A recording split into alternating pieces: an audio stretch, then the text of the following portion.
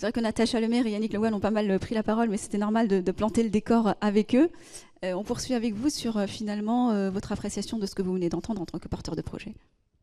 Ce qui est extraordinaire, c'est que toutes les conditions sont réunies pour pouvoir développer des projets en région. Donc c'est en région ou au national, et des projets qui répondent au cahier des charges porté par l'article 51. Ça s'inscrit effectivement dans cet article 51 de la loi 2018. Il y a également eu un moment important en 2018, c'est la première boîte à outils qui permet l'élaboration de partenariats public-privé qui a été publiée par la DGOS. C'était un travail du CSIS qui a abouti à cette possibilité. C'est important de lier les deux parce que, vous l'avez dit à l'instant, tous les porteurs de projets, en tout cas n'importe qui peut être porteur de projet, même une société privée, un industriel du médicament par exemple, mais tout autre. Ce n'est pas forcément une vocation, mais en tout cas c'est possible. Ce qui est intéressant de regarder, c'est que chaque projet, ou dans chaque projet, un projet c'est un porteur et surtout une équipe. C'est collaboratif, c'est transversal, c'est plusieurs acteurs.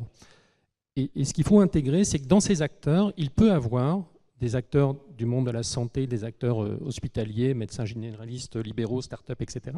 Mais il peut aussi avoir un industriel, un groupe industriel du médicament, par exemple, comme partenaire de ce projet.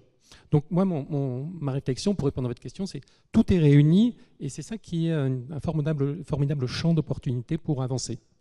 Précisément, en tant qu'industriel, peut-être les questions aussi que vous vous posez, et que peuvent se poser aussi des industriels qui nous écoutent en amont, en aval de votre collaboration.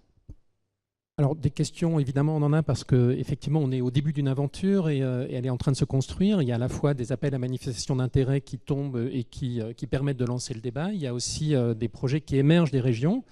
Ce qu'il faut juste, et je pense que tous les industriels qui sont dans la salle auront le même avis que moi, c'est que des projets en région, on en mène depuis des années. C'est pas nouveau. Sauf qu'on rentrait et on butait parfois sur la capacité à trouver des financements pérennes, parce que ce n'est pas notre rôle à nous de financer des projets de façon pérenne. C'est parfois notre rôle de les accompagner dans un démarrage, mais certainement pas de pouvoir les financer de façon durable.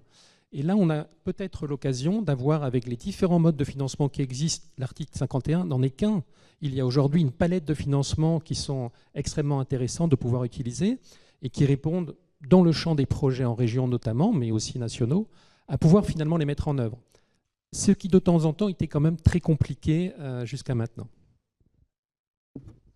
Si vous permettez un complément en entendant Jean-Boris,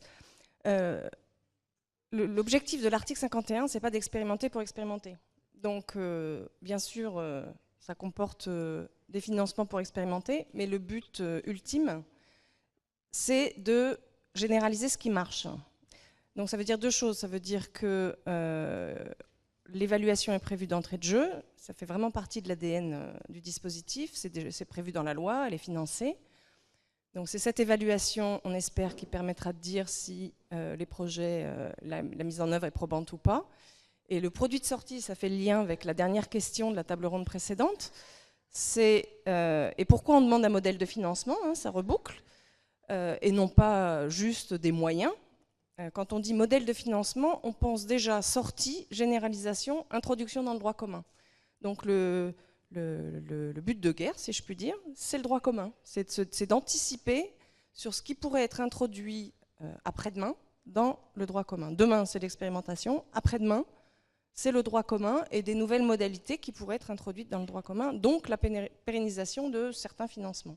Et donc l'impact et le risque financier qu'il peut y avoir derrière cette pérennité dans le temps.